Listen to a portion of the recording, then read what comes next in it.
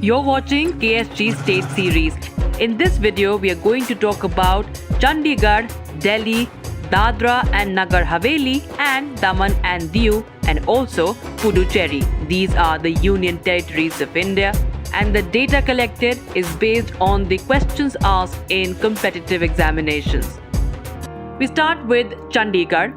Chandigarh was planned by the famous French architect Le Corbusier. Chandigarh is located at the foothills of Shivaliks.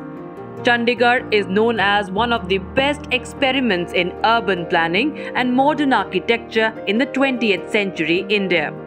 Chandigarh derives its name from the temple of Chandi Mandir located in the vicinity of the site selected for the city. The deity Chandi, the goddess of power, and a fort of Garh laying beyond the temple gave the city its name Chandigarh, the city beautiful. The city has a unique distinction of being the capital city of both Punjab and Haryana, while it itself was declared as a union territory. Chandigarh's capital complex is a UNESCO heritage site designed by Le Corbusier. The buildings at the capital complex includes the Legislative Assembly, Secretariat, and High Court. The Sukna Lake is located in Chandigarh. Institutions located in Chandigarh are Institute of Microbial Technology, Central Scientific Instruments Organization, Terminal Ballistic Research Laboratory. And now let us tell you about Delhi. Delhi is India's capital, that is New Delhi. Boundary of Delhi touches with Haryana and Uttar Pradesh. Modern Delhi is popularly known as Lutyens' Delhi. In the year 1803 AD, the city came under the British rule. In 1911, British shifted their capital from Calcutta to Delhi. Article 239 AA has special provisions with respect to Delhi. Delhi has a legislative assembly. Delhi is the only union territory to have its own high court. Talking about the religious and tourist places in the city, Akshardham Temple, heralded by the Guinness World Record as the world's largest comprehensive Hindu temple, the complex was inaugurated on 6th of November 2005. Azad Hind Gram is another one. Lotus Temple is another famous one. This temple is built in the shape of a lotus flower and is the last of 7 major Baha'is temples built around the world. The structure is made up of pure white marble. The architect Faribur Sabha chose the lotus as the symbol common to Hinduism, Buddhism, Jainism, and Islam. Birla Mandir. The temple was inaugurated by Mahatma Gandhi on the condition that people of all castes will be allowed to enter the temple.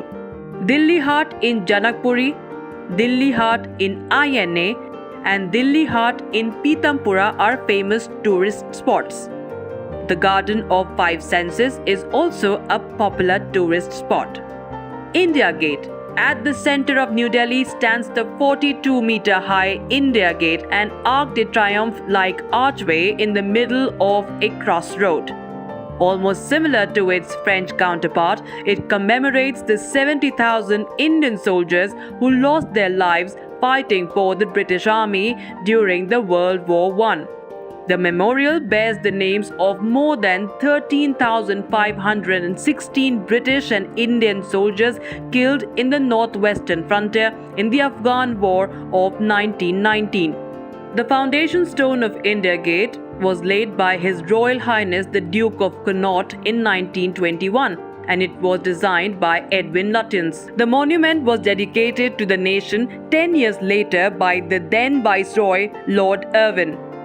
Another memorial, Amar Jawan Jyoti, was added much later after India got its independence. The eternal flame burns day and night under the arch to remind the nation of soldiers who laid down their lives in the Indo-Pakistan War of December 1971.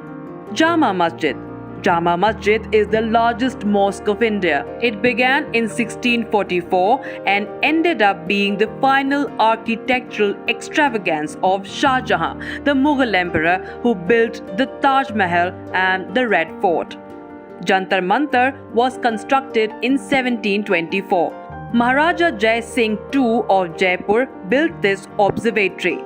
The observatory at Delhi was the first to be built, and it was followed by the construction of similar observatories at Jaipur, Ujjain, Varanasi and Mathura, the last of which no longer survives. Jai Singh had found the existing astronomical instruments too small to take correct measurements, and so he built these larger and more accurate instruments. The Parliament of India, located in Delhi, is also an architectural marvel. Purana Qila, the northern gateway called the Talaki Darwaza or the Forbidden Gateway, combines the typically Islamic pointed arch with Hindu chhatris and brackets, whereas the southern gateway, called the Humayun Darwaza, also had a similar plan. The massive gateway and walls of Purana Qila were built by Humayun, and the foundation laid for the new capital, Deenpana. The work was carried forward by Sher Shah Suri, who displaced Humayun. The World Heritage Site, Qutub Minar, is a soaring 73-meter high Tower of Victory built by Qutubuddin Aibak immediately after the defeat of Delhi's last Hindu kingdom. The tower has 5 distinct stories, each marked by a projecting balcony, and tapers from a 15-meter diameter at the base to just 2.5 meters at the top. The first 3 stories are made of red sandstone. The 4th and 5th stories are of marble and sandstone. At the foot of the tower is the Quwwat-ul-Islam Mosque, the first mosque to be built in India. The origins of Qutub Minar are shrouded in controversy. Some believe it was erected as a Tower of Victory to signify the beginning of the Muslim rule in India. Others say it served as a minaret to the muezzins to call the faithful to prayer. Qutubuddin Aibak, the first Muslim ruler of Delhi, commenced the construction of the Qutub Minar but could only finish the basement. His successor, Iltutmish, added 3 more stories, and Firoz Shah Tughlaq constructed the 5th and the last story. Rashtrapati Bhavan. It is home to the president of the world's largest democracy. It was designed by Sir Edwin Lutyens and Herbert Baker and stands on a 330-acre estate. It took 17 years to build this presidential palace, which was completed in the year 1929. Safdarjung's tomb. It was built in 1753 to 1754 as a mausoleum of Safdarjung, the viceroy of Awadh under the Mughal emperor Muhammad Shah.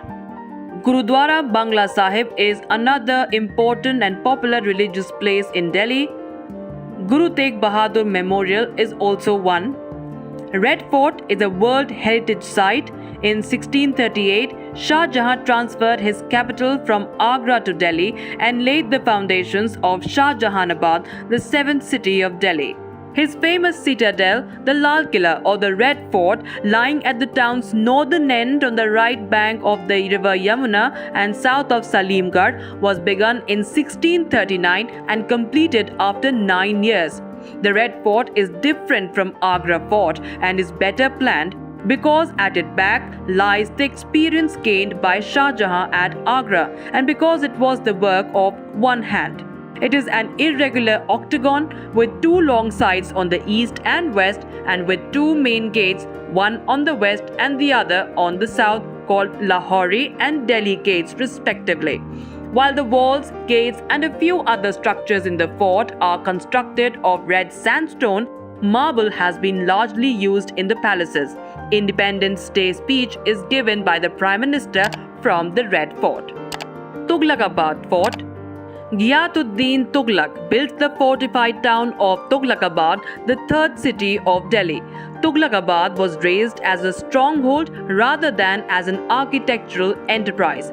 Ghiyatuddin's successor, Muhammad Tughlaq, added the small fortress of Adilabad on the hill south of Tughlaqabad. And now let us tell you about the Union Territory of Dadra and Nagar Haveli and Daman and Diu. Daman is the capital of this Union Territory. Daman is on mainland near southern portion of Gujarat state. Diu is an island near Una of Junagadh district in Gujarat. A portion of Diu district is on mainland, which is named as Ghogla. A small part of Diu, known as Simbor, is situated in Gujarat at a distance of 25 kilometers from Diu. The Union Territory has no legislative assembly. Let's go back in history to study about this. Daman was acquired by the Portuguese from the Shah of Gujarat. They noticed the port of Daman for the first time in 1523. They attacked it several times and finally obtained it in 1559 by means of a treaty with the Shah. Thereafter, it was under the rule of Portuguese till its liberation in 1961. Diu was conquered by the Portuguese in 1546, who ruled there till 1961. After liberation on 19 December 1961 from Portuguese rule of more than 4 centuries, Daman and Diu became a part of the Union Territory of Goa, Daman and Diu, under the Government of India. After delinking of Goa, which attained statehood, Union Territory of Daman and Diu came into existence on the 30th of May 1987. Dadra and Nagar Haveli came in existence on 17th December 1779 as a result of a treaty between Portuguese and Marathas. The Portuguese ruled this territory under its liberation on 2nd of August 1954. After its liberation, the administration was carried on by the local body known as Free Dadra and Nagar Haveli Administration till its merger with the Indian Union on the 11th of August 1961. And now on to the Union Territory Puducherry. The French first set foot here in 1670 and left a part of them when their rule finished in 1954. Puducherry means new settlement. On November 1, 1954, the French possessions in India were de facto transferred to the Indian Union and Puducherry became a union territory. But only in 1963, Puducherry became officially an integral part of India after the French Parliament in Paris ratified the treaty with India. Puducherry has a legislative assembly. Puducherry still has a large number of Tamil residents with French passports whose ancestors were in French governmental service and who chose to remain French at the time of independence.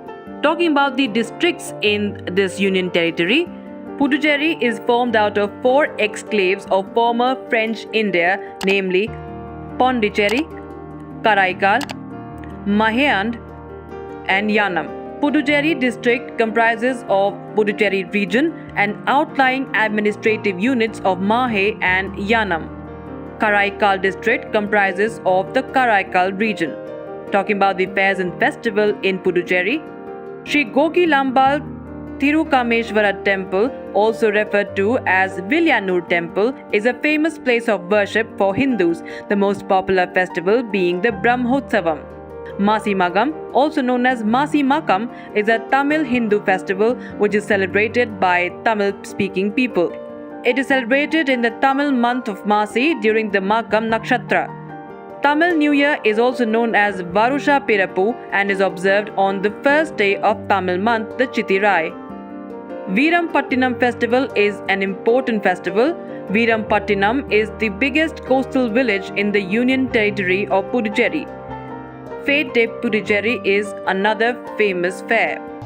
That's it in this edition of KSG State Series. Stay tuned for more such videos.